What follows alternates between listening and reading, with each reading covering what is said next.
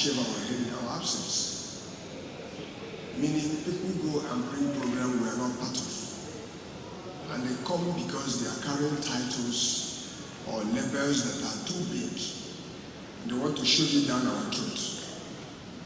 And our response has always been, if you're not wearing this shoe, you can understand how it pinches. Be humble enough to ask us, how does this shoe feel? And that way, both of us can jointly buy the right size of shoe. But if you come where you don't know the size of my feet, and you bring a shoe and say I must wear it, it's going to be a problem. And that has been the problem of many programs introduced to pharma industry.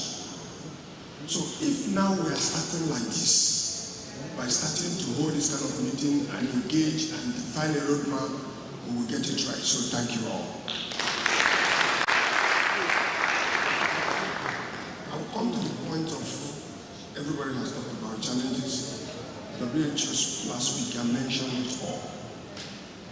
If this project must go far, we must also make business case for the industry. You cannot make a PQ case without a business case. If you do that, it's an exercise in futility.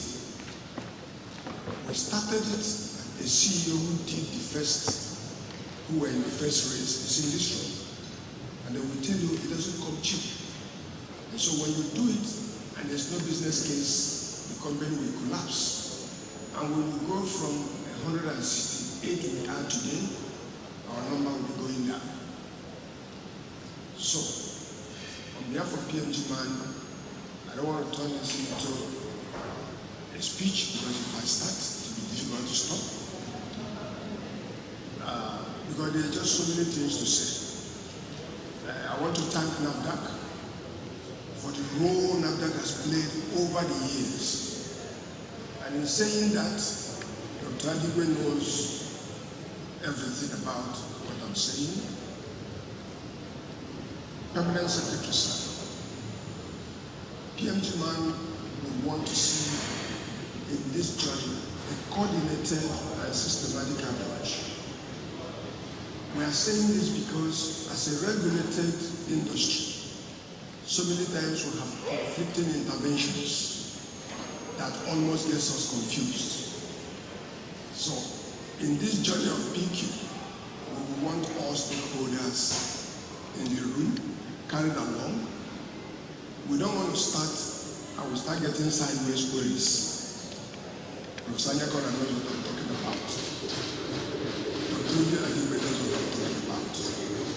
We don't want to be distracted. We want a united approach. We want a coordinated approach. We want a result-oriented approach. We want the business case made. We want success at the end of the year. Thank you. Thank you very much, sir.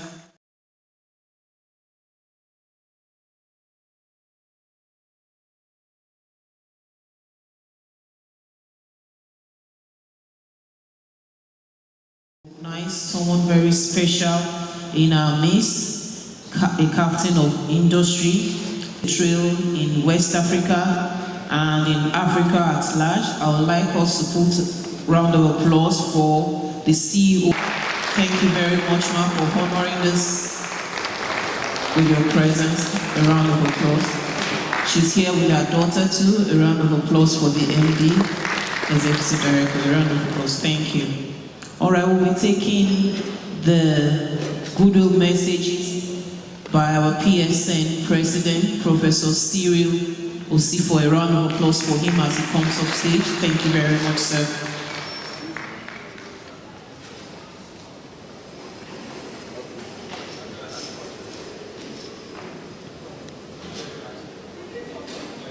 Our Super Permanent Secretary, let me align on the already established protocol and within time.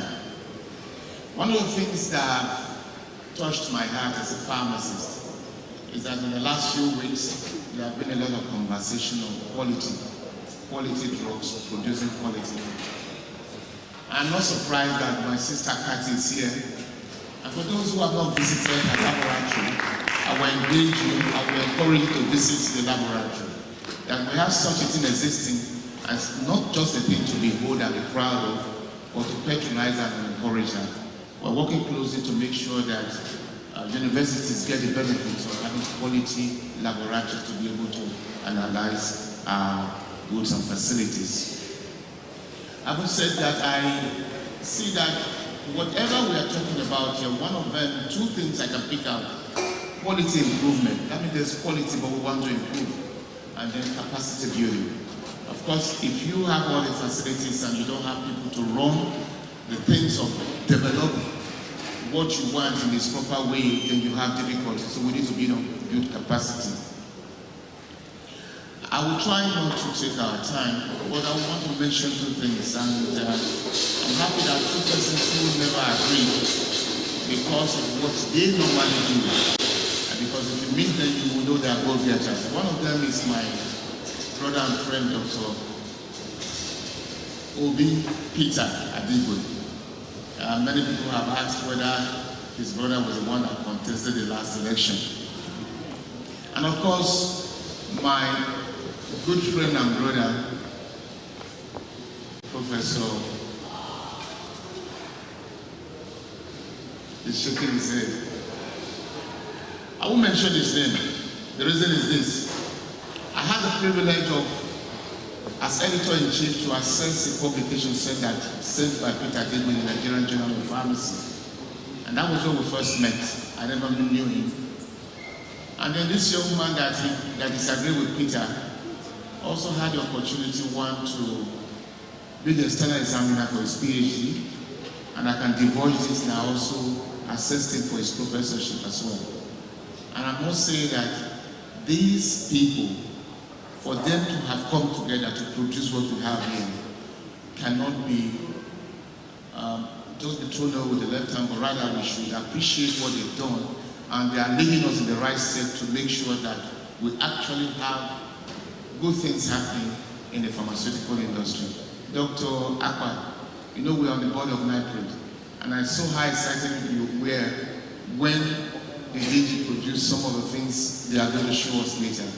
I'm not speaking for NIPRID, but I can actually advocate for NIPRID.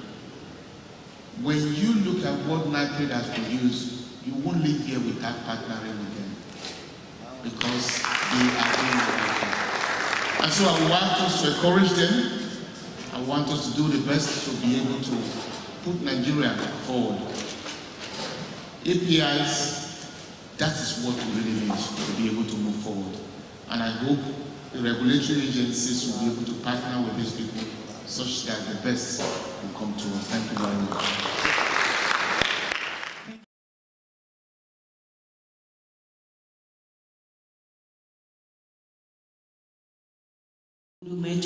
Message from Pharmacy Council of Nigeria by our own chairman, Professor A.T. Mora. A round of applause for him as he comes up stage. Thank you very much, sir.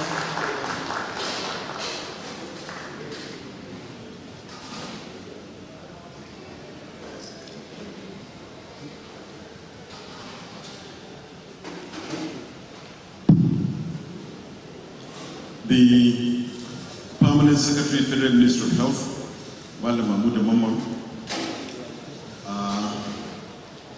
the Director General, NIPRID, everybody has been trying to phone you, but I think you are the closest to me.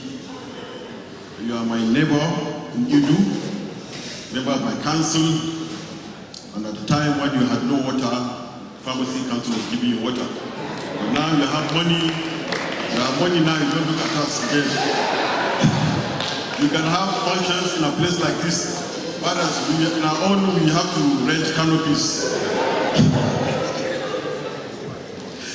Anyway, since we are talking about manufacturing, I cannot but recognize my sister, Dr. Stella Okoli. Dr. Stella Okoli was my chairman when I was in the industry myself as managing director of Zaria Pharmaceutical Company Limited, the manufacturers of disposable syringes that inject. She was my chairman that time, and then again my chairman of Zazo Pharmaceutical Industries. Nice to see you, man. I recognize Professor Anyagora for a very good job. and other distinguished members here. Now, it is a pleasure for the Pharmacy Council to be invited to this occasion, and rightly so, because the Pharmacy Council is a federal government president under the supervision of the Federal Ministry of Health, which has the responsibility of regulating and controlling pharmacy, education and training, as well as practice. The practice component includes pharmaceutical manufacturing. We inspect manufacturing facilities and we license manufacturing facilities for production because it's a pharmaceutical activity. So the invitation by Dr. Obi Adobe is actually in line with the mandate of the Pharmacy Council, and we're very happy to identify with him and for this landmark achievement by NIPRID. We do not expect anything less than that. And this is coming timely actually because the Pharmacy Council has produced the 4-part compendium of minimum standard for the assurance of pharmaceutical care. This is the first publication of minimum standard in any of the healthcare professions in Nigeria, which was actually presented to the public in August 2006 when I was the registrar. We are reviewing it now for the second edition, and the proceedings of this, the likes of this workshop conference will actually find some space in this compendium that we're now reviewing. Thank you very much, Mr. Wakora, so that it will not be binding. We are going somewhere. The duration qualification is important for us in terms of medicine securities that Dr. Adibu also talked about. I wish to also say that the Pharmacy Council is partnering with NAPSA, Nigerian Association of Pharmacists and Pharmaceutical Scientists in Americas. That is diaspora pharmacists, our brothers in America, in organizing a workshop on the development of excipients and APIs in August 1st, 2nd, and 3rd this year. That is to partner. There cannot be too much of conversation about APIs. You know, NIPRID had one, PMG1 is talking about one. Let's keep the conversation. The APIs and excipients are needed in this country. Billions of dollars of naira are being spent for the importation of basic pharmaceutical raw materials, and some items as simple as pharmaceutical grade starch that we can produce in this country. So we are partnering with NAPSA to add value, to join the conversation as far as the production of APIs are concerned.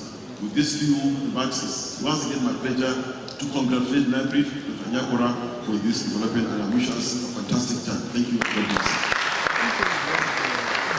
Thank you very much, sir. A round of applause for our chairman, Professor A.T. Mora. We would like to call the representative of NAFDA to give her goodwill message on behalf of the DG, pharmacist Khadija Ade Abolade. A round of applause for her as she comes forward. Thank you very much.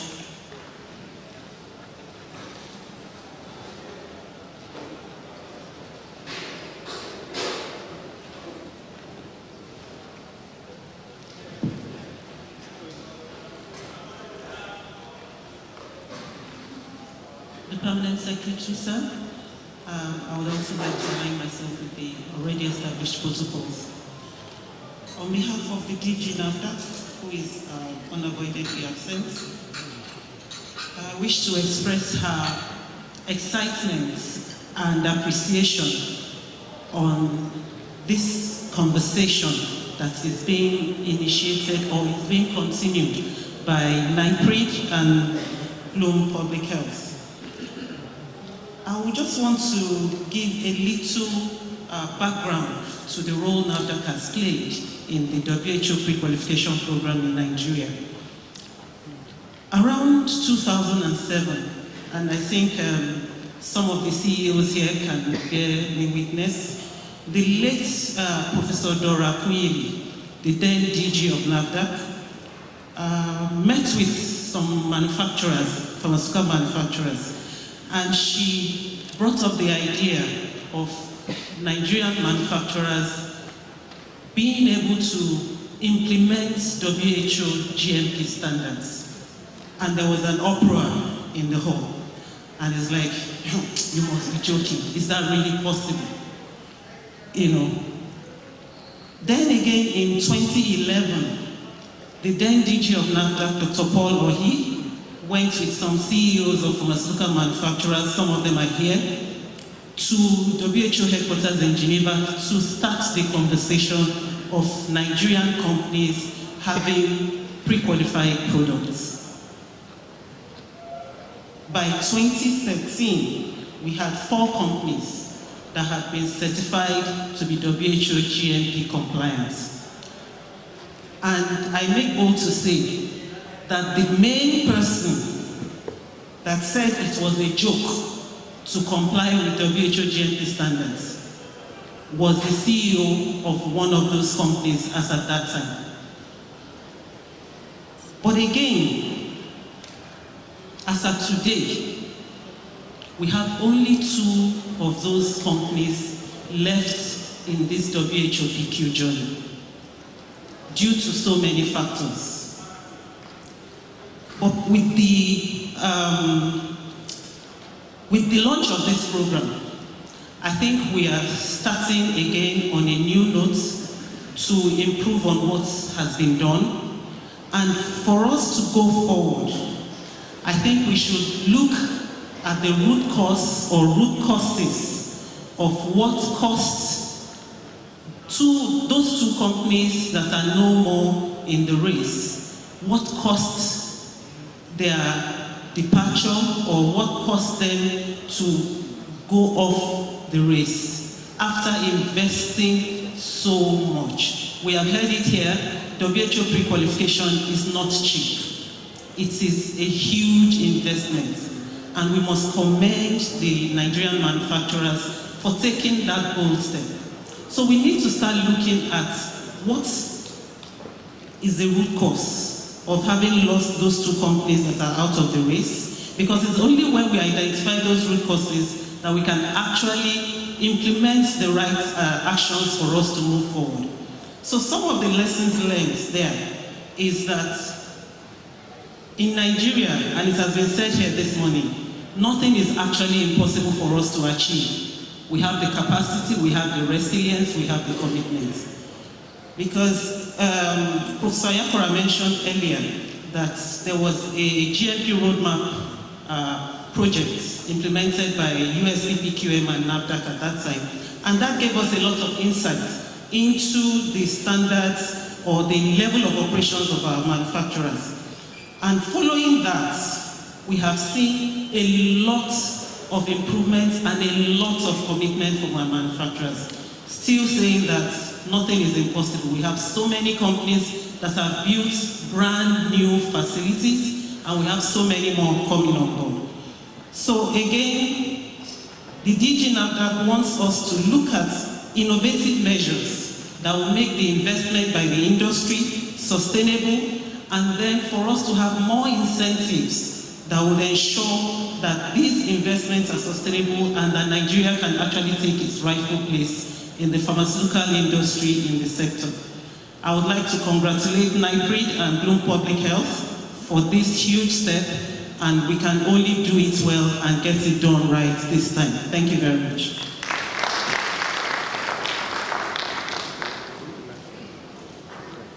All right, thank you very much, representative of the DG NAFDAC. We will have loved to take other goodwill messages, but we are short of time.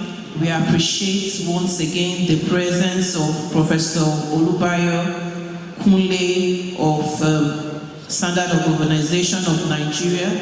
Also that will have taken the goodwill message is the representative from Nigerian Natural Medicine Development Agency, Pharmacist Samuel Ogene, well represented by Bibi Daniel Sule. Please could you just stand up for recognition? Thank you very much. Bibi Sule, thank you. Sorry, because of the time, you will not be able to take your goodwill message. A round of applause for him, please. Thank you very much. Yeah, once again, sincere apologies. We do have quite a number of organizations who would have loved to take goodwill messages from, but we can't due to time constraints. The permanent secretary is here. He needs to also get his job done in this place. So thank you so much for your understanding. Briefly, let me recognize the presence of the very, very important dignitary amidst us this morning. That is the immediate past president of the Pharmaceutical Society of Nigeria, and I'm talking about Dr. Mazi Sam Okubua, who is also immediate presidential aspirant in the elections that just held. Please, your hands as he rises up for recognition. Thank you so much, Sam. We really value your presence in this place. You're welcome. And so with that, we'll quickly move to the next point on the agenda, and that is going to be a presentation which will be taken by the lead technical consultant, Bloom Public Health. 2 presentations, and I'd like to call on you to please be very straight, concise and straight to point as you deliver this presentation and save our time. Thank you so much. Please.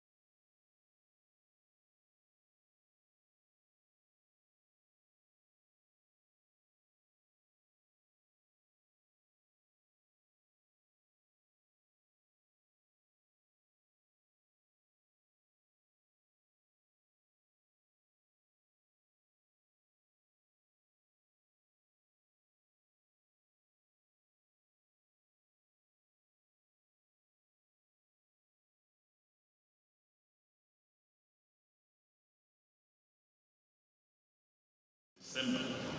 And a number of people I speak to there actually say, when Nigeria becomes great, Africa will become great. Now we're talking Pharma. So I would, in the interest of time, I would like to just quickly run through the theme in the Nigerian pharmaceutical manufacturers, quality improvement and capacity building. I won't go through, in terms of what we're going to talk about, in terms of outline, I'll quickly go through the WTO itself and benefits and some of the challenges we have had in the past and some of the challenges we are likely to face. Then, in terms of selection of companies for technical assistance as part of this project, I also go through that process we go through. And then the criteria for that selection, because one of the things we must do is be transparent in anything we go through in this project and going forward. Then there's an assessment questionnaire. I'll just quickly briefly walk through that questionnaire for those who want to show interest, who want to show interest and what that questionnaire looks like. But that's not to say that if you have difficulty in filling that questionnaire, you're more than welcome to call us, email us, whatever the channel of communication is. And then we'll talk about the next steps in terms of the actual project.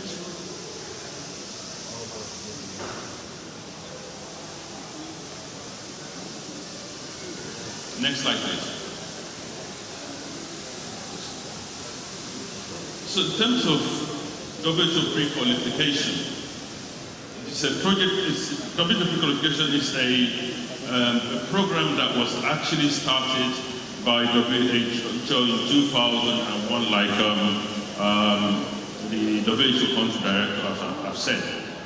And really it started from the point of view of the UN being able to ensure that essential medicines that were procured and most of it are donated meet the minimum requirement for quality, safety, and efficacy.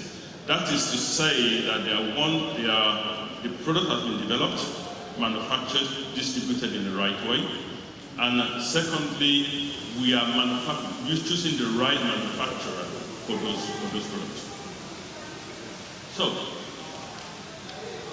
the program itself became such a huge success, and it quickly became the gold standard for global assessment of manufacturers. In so much that a number of countries use it these days, and it has stretched from just being essential medicine from when we started from tuberculosis, HIV, AIDS, and malaria. And it's gone, now we have PQ for vaccines and PQ for diagnostic kits and just to name a few.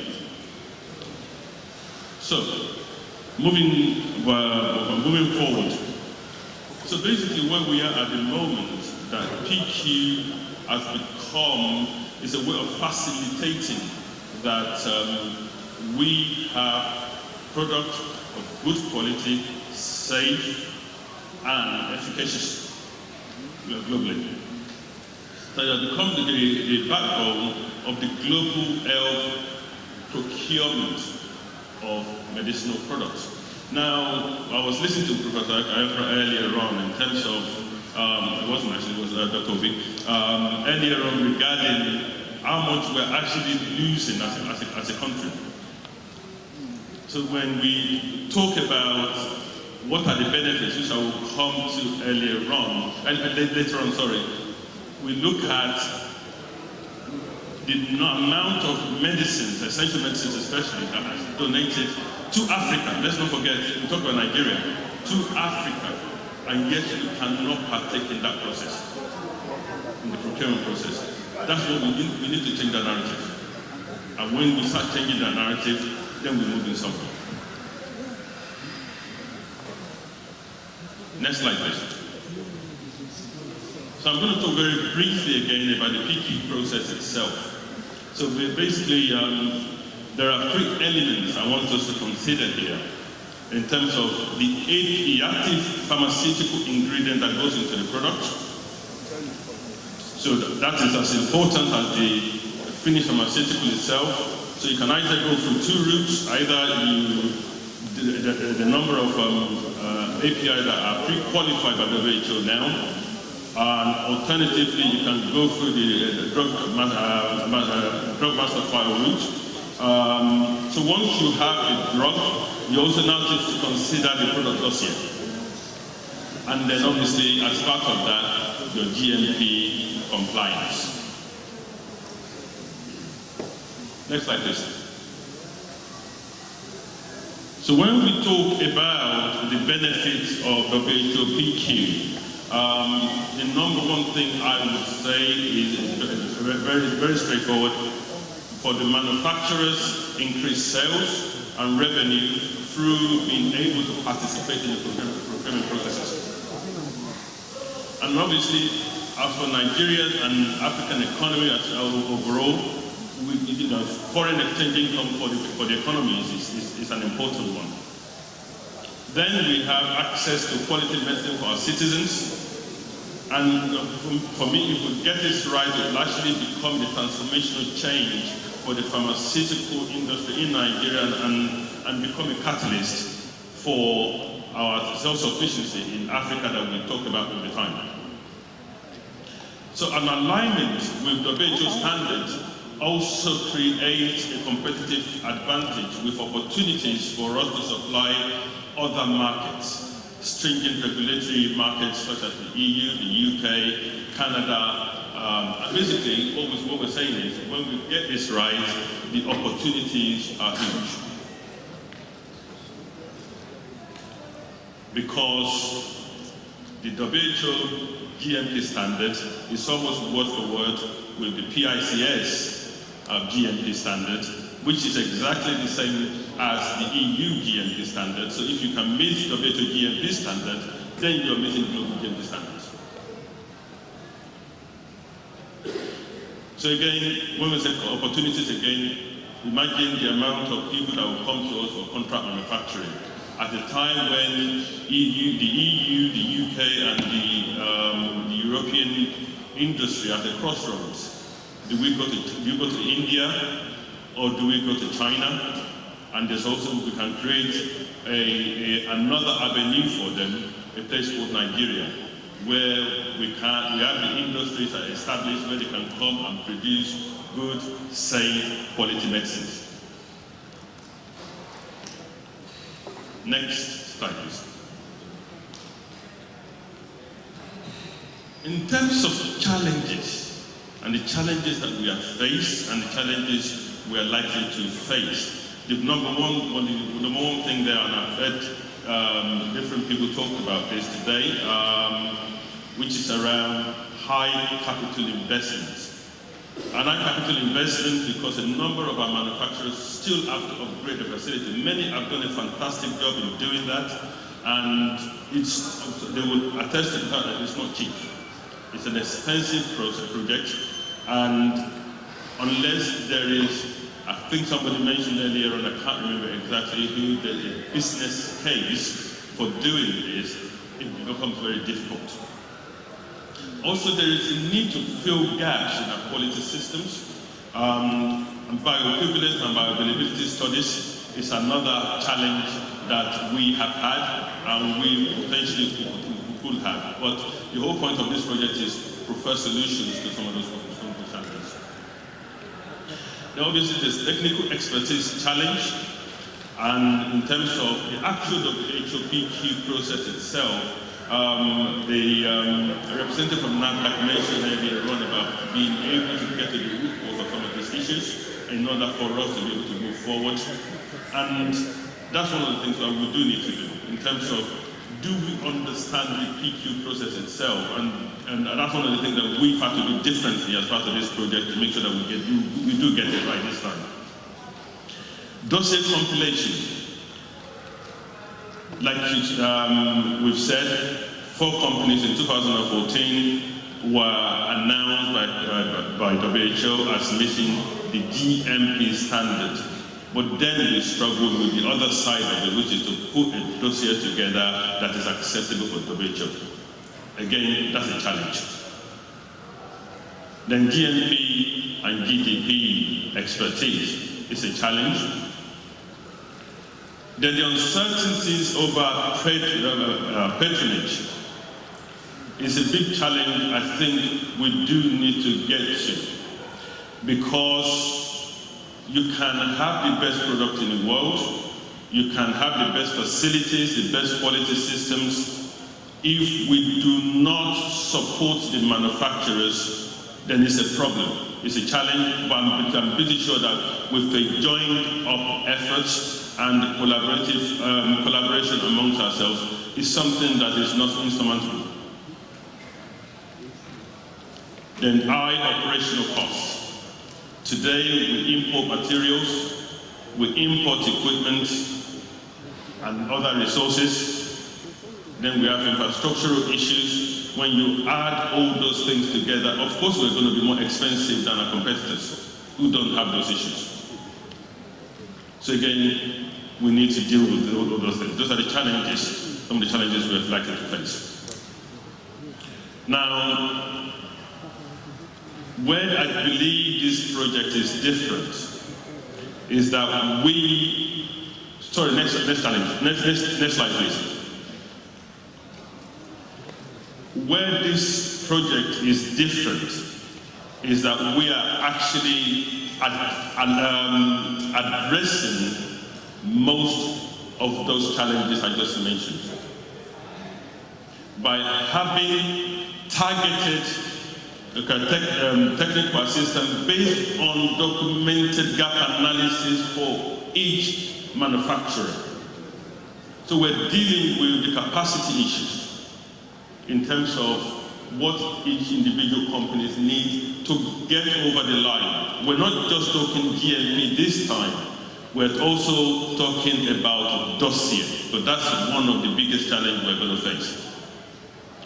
Why we have 4 companies announced by WHO in 2014 as meeting the WHO GMP guide, or GMP standards for pharmaceutical manufacturers, and yet we were not able to get over the line with the submission of an acceptable dossier. That's a challenge, and we are going to tackle that challenge in this project. Again, capacity building. We know we have gaps in our system. Who doesn't? You know, the great Americans and the Europeans, they have GMP gaps in the systems. But again, it's all about what we say quality improvement. It's about continually improving the standard that we have. Bioavailability and bioequivalence studies for selected product and manufacturer. And the reason why that is important, again, going back to 2014 again, we choose a product, they would then come to the line and realize that we need to do a BABE study for it. Suddenly, we realize how expensive it is, and then suddenly, we start backtracking. Those are the things that cause delay in our system. And then we're going to be doing periodic auditing and monitoring to maximize the support we offer the manufacturers. Because it's not just going to be a case of we sit here, we talk for a couple of hours, and then we go our separate ways and nothing happens. So the idea of this project is to transform the pharmaceutical ecosystem in Nigeria, creating economic growth and health security. When I say ecosystem doesn't stop with manufacturing anti-malarial tablets. It goes across, but when we think of a manufacturing facility, you need somebody to maintain that facility. You need people to supply excipients that somebody has mentioned before. You need people who are capable of doing things like environmental monitoring and specialist testing for those materials. That's what I mean by ecosystem. It's not just a question of manufacturing and testing. And also we need of defining our supply chain processes to make sure that not only can we develop and manufacture good product, we can also distribute that product along the supply chain, maintaining the quality. Next slide, please.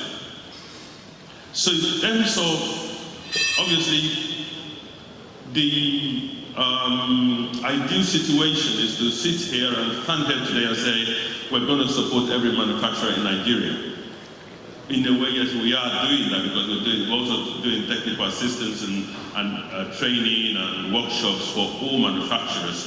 But in terms of WHOPG, we're going to have to start from somewhere. We're going to have to select a few companies that are ready to do it now and hope that we will expand that as time goes on. So we're going to have to start with 5 companies.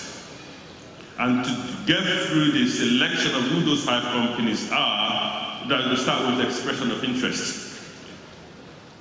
And then we'll collate and review those responses and select 10 for those who have shown interest, and audit those 10, and then evaluate the data from that. We'll basically choose 5 companies. And as part of that also, we will also support by BABE studies, and we will support those 5 companies not just in terms of manufacture, but also in terms of putting the dossier together right through to the end of the process. So it doesn't stop with manufacture. So in terms of criteria, there are 6 criteria we're going to use to determine what those 5 are. The GMP status of the facility is very important because we are all at different stages of facility development. And then we are also, sorry, next slide, sorry.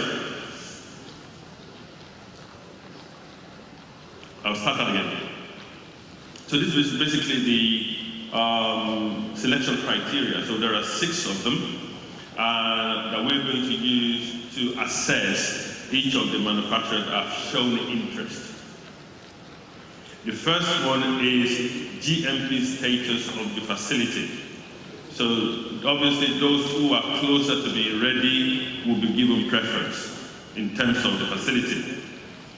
Then obviously the maturity of your pharmaceutical quality system is also going to be looking at that.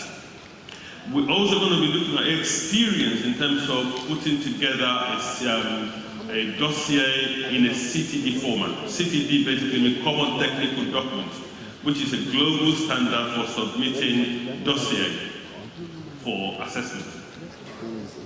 We're also going to be looking at that. We're going to be looking at the experience of manufacturing fixed dose combination products. That's basically, we're talking about anti-malarials here, and the majority of those products are fixed dose combination products. And then we will be looking at something that is very important, which is data integrity compliance. Data integrity is something that is ripping through a number of Indian companies at the moment, even those that are FDA compliant. Not long ago, I was doing some work for an American company who has been asked by US FDA that the only way we are going to release over 800 batches, some of which have to be recalled, is if you give us, go through each one of those batches and give us assurance that we can release them. Why did they do that? Because there are data integrity issues.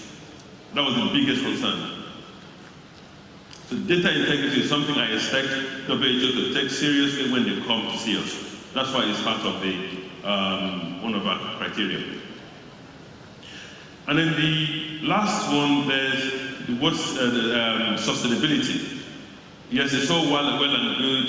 We arrive at the facility, fantastic, it's looking great, good quality system. But quality system is not stagnant, it's dynamic.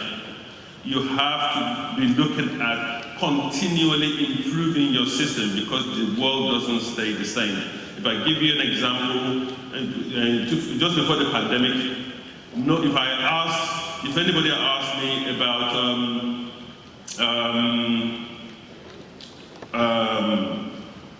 I've got the name of the assessment now. I've lost my mind. It's about risk assessment. So there are assessments that we're not even talking about back in 2019. Now it's all part of the requirements. So that's the reason why we need to continue to improve. We need to continue to improve our quality standards. We need to continue to improve our facilities, our quality systems. We need to continue to improve even the products themselves. So do we have sustainable system in place? Are we committed to sustainability? Next slide, please.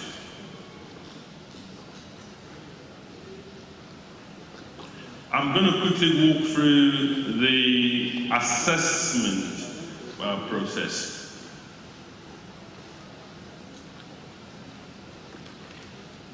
No, before that, if you click on the assessment, double click on the assessment, double click, come out of the, what do you call it? And then click on,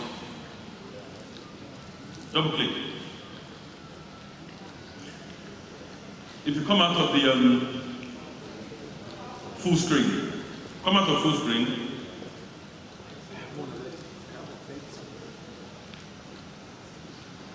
Yeah, I'll just quickly run through it.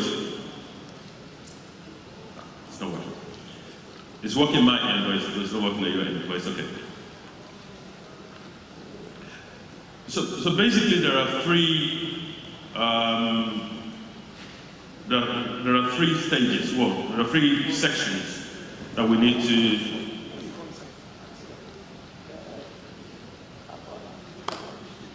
It's okay. There are three stages. Basically, the first one is general information about your facility and your company generally, and the manufacturing facility in terms of where you manufacture, what number of staff, and those sort of things. And what type of product you manufacture on site. So we need to ensure that those products are compatible with one another. Secondly, the product information themselves, and specifically, more importantly, your experience in manufacturing anti-malarials, in terms of what market you've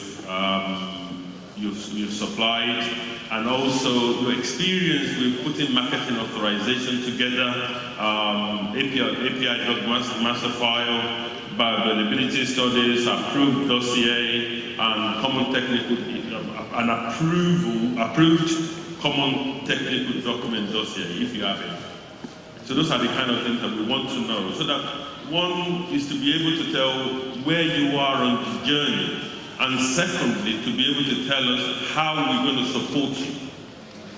So that's why it's important that we get those information.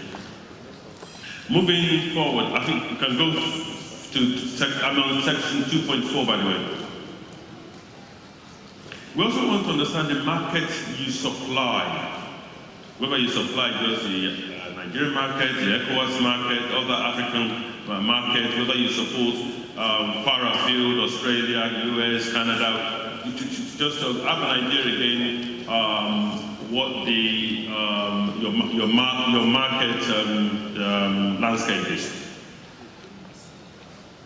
And then moving forward, then the next section is all about manufacturing information.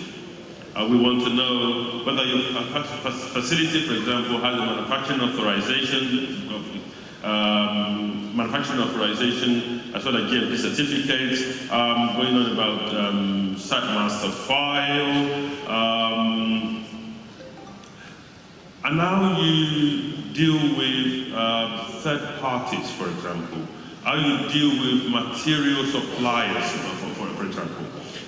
So it goes into a lot of, some level of details in terms of how you deal with documents, whether you have those systems in place, whether your factory have HVAC systems that have been validated, whether your processes have been validated, your analytical methods have been validated.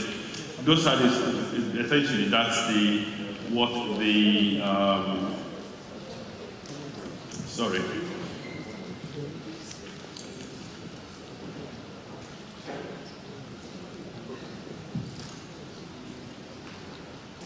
It seems I have been rambling on.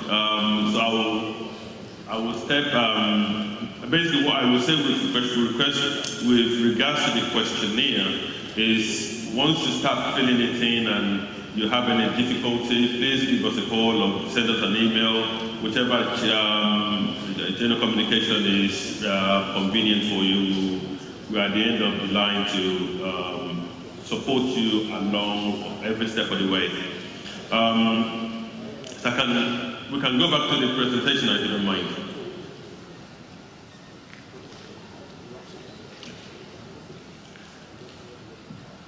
The one thing I would mention about the questionnaire and the expression of interest goes hand in hand together. We cannot consider your interest unless we have a completed questionnaire from you. Next slide, please.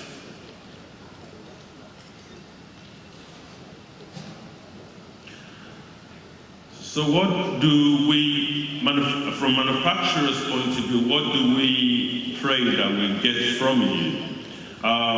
Basically, the first thing is the commitment to the end goal.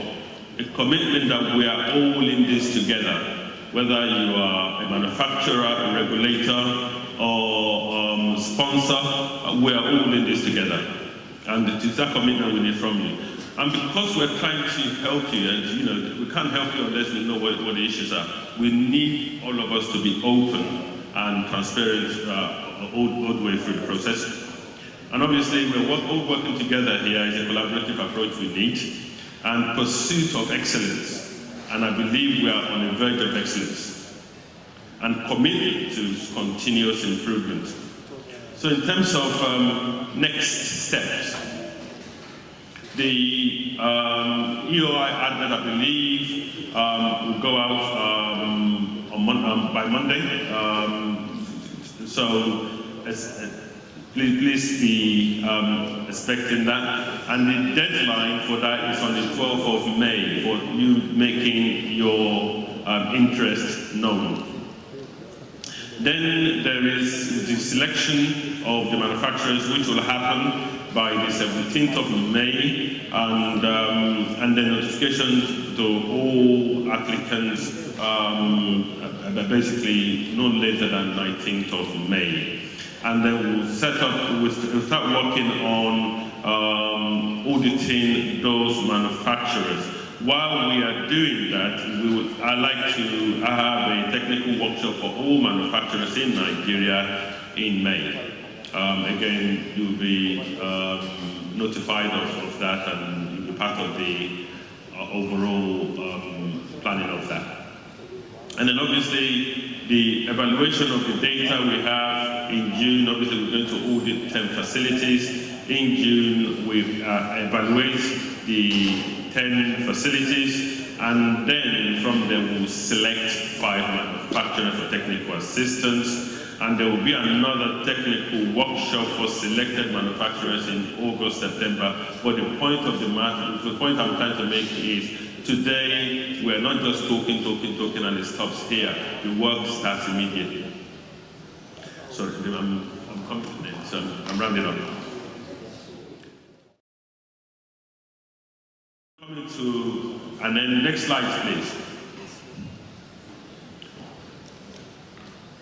I want to say something before I close. In 2014, in Copenhagen, I believe it was around about September, we went to Copenhagen, all very excited to learn the news that 4 Nigerian manufacturers have met the minimum standard of GMP WHO standard. And at that meeting, WHO made a comment made by one of the GMP assessors. And he said, Nigerian manufacturers are fantastically business people.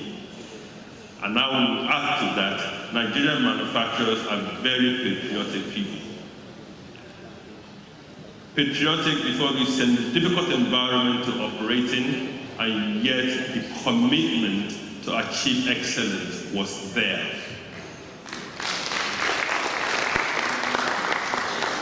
That was a comment made in full view of the whole world at the time, including the mighty India, who have several, and Nigeria was actually commended as showing to that particular program. And for that, I would like to commend both NAFDAC and PNG Man for creating that positive image for our country. Going forward, I believe together we can achieve better healthcare in Africa. And I believe that together, Africa, not just Nigeria, will be great. Thank you.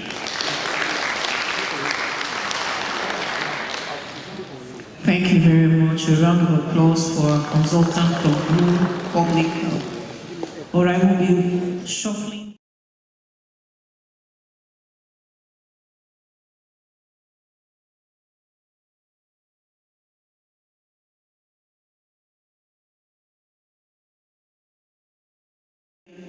well represented by the PAMSEC Federal Ministry of Health, Maman Mahmouda, around clapping as he comes on stage. Thank you very much, sir. We appreciate your presence here.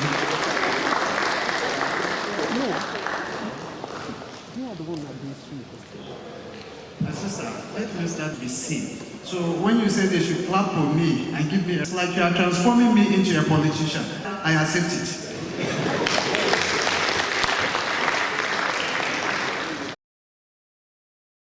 Unavoidably absent, but I'm representing them. And this shows the commitment of the Federal Ministry of Health to all the things that we are doing.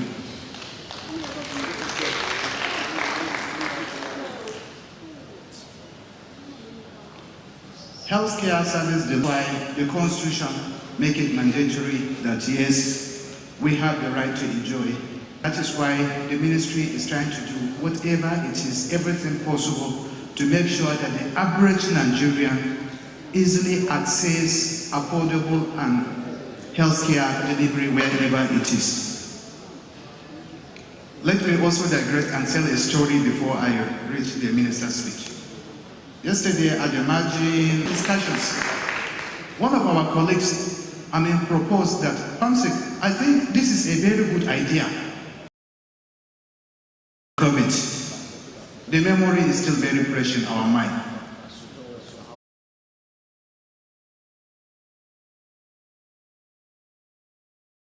To address you all at this, a new determination to provide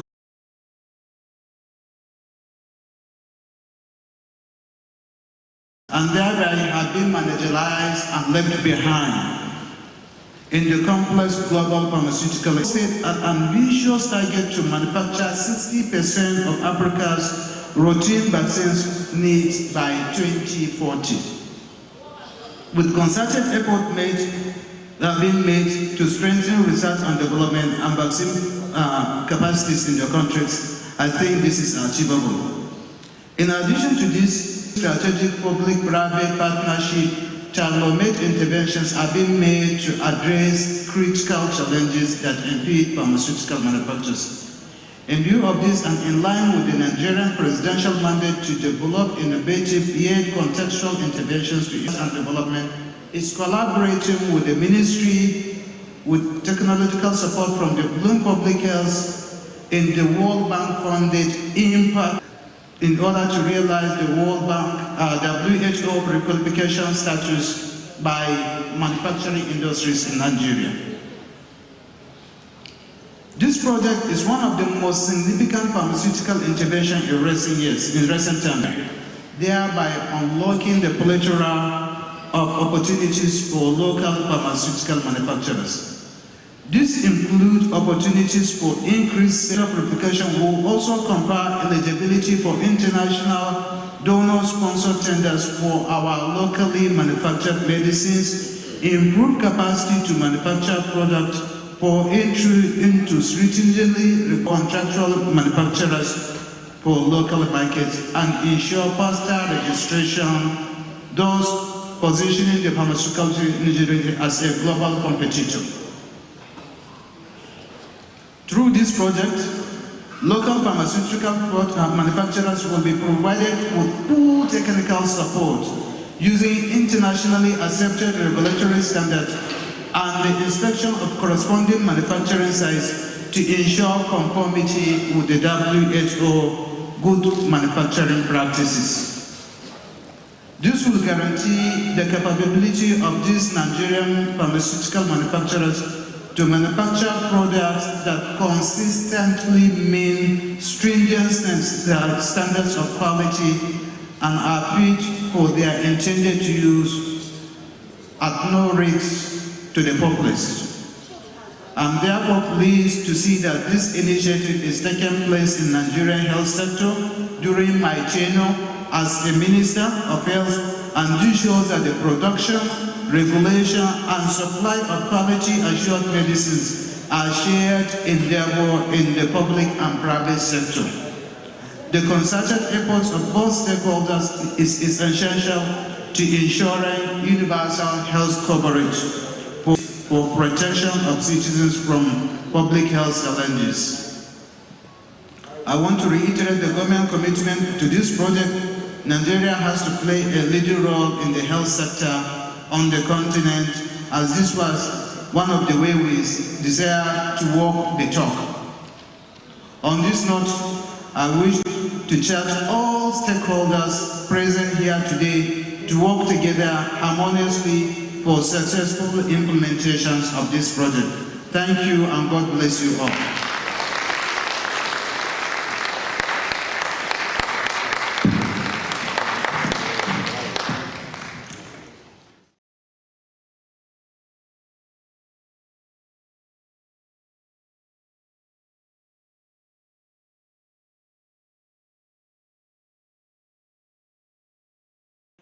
I would take that round of applause. Please, can you have another round of applause for the Permanent Secretary, who, is an embodiment of the pharmacy profession, embodiment of medicine, medical profession, nursing profession, laboratory scientists, and all healthcare workers. Please, a round of applause for Mamman Mahmouda, Permanent Secretary, Federal Ministry of Health. And with that, we'll progress to a session of photographs, knowing the exigencies of his office. I'm not sure that he will be with us for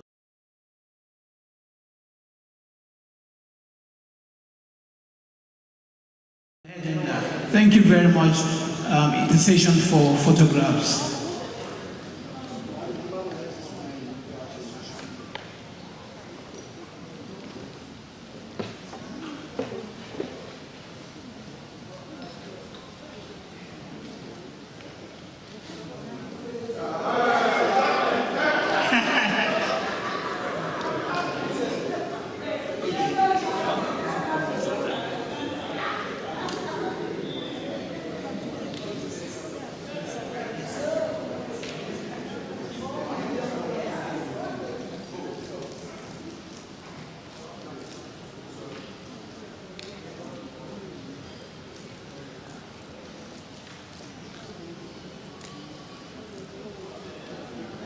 Okay, so captains of industry, our manufacturers, the reason we're all here, can you come up?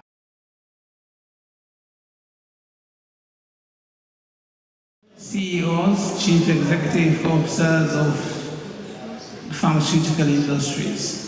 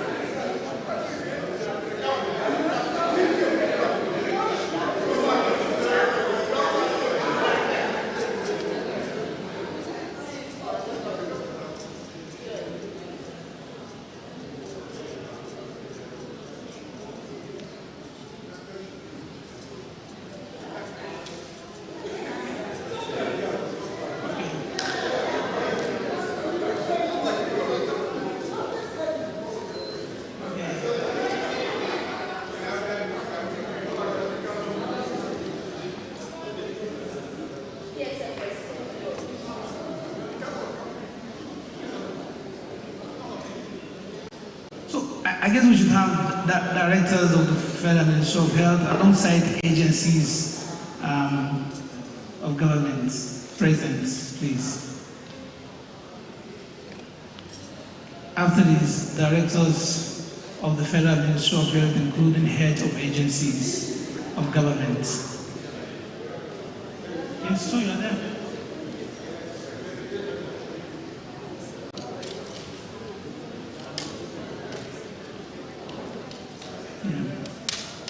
Kindly note that after this photo session, there's another very important point on the agenda, and that's going to be a panel of discussants where the subject matter will be done justice. Please ensure to stay with us as we go through this agenda.